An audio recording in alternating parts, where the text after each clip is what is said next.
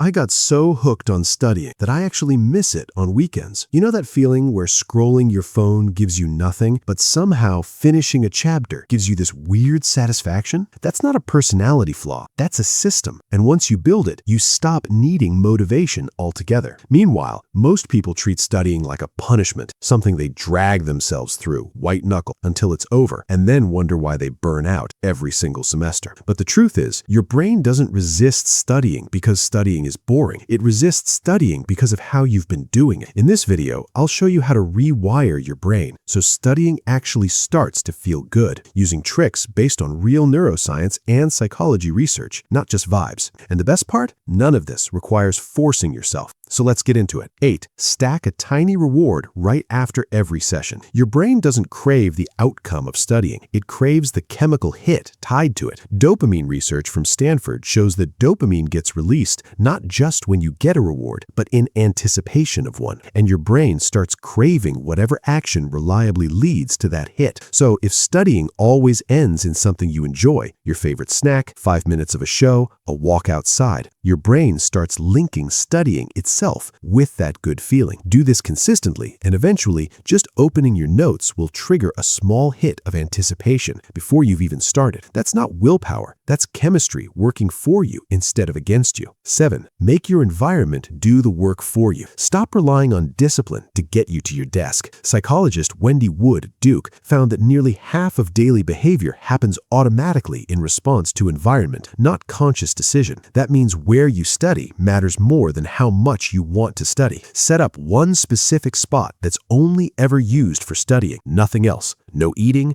no scrolling, no lounging. Your brain will start associating that spot with focus the second you sit down. Instead of fighting distraction every day, build a space where distraction was never an option to begin with. 6. Attach studying to who you are, not what you have to do. Most people say, I need to study, which frames it as a chore, something forced on you from the outside. Try saying, instead, I'm someone who studies well. Research published in Frontiers in Psychology found that habits tied to a person's identity are stronger and more automatic than habits tied only to outcomes you want. When a behavior becomes part of your self-image, you stop needing to convince yourself to do it every time. The same way someone who identifies as a runner doesn't need daily motivation to run, someone who identifies as a person who studies stops needing to talk themselves into opening the book. It just becomes what they do. 5. Chase the edge, not the easy stuff or the impossible stuff. There's a reason some tasks feel completely addictive, like a video game, while others feel like torture. Psychologist Mihai Csikszentmihalyi's research on flow found that the deepest focus and enjoyment happens when the challenge in front of you is closely matched to your current skill level. Too easy, and you get bored. Too hard, and you get anxious and disengage. So stop studying material that's either stuff you already know cold or stuff so far above your level you can't follow at all. Pick the material that's just outside your reach, the next unsolved problem, the next concept you almost get. That's the zone where studying stops feeling like effort and starts feeling like a game you're trying to win. 4. Make your progress visible. One reason games are addictive and textbooks aren't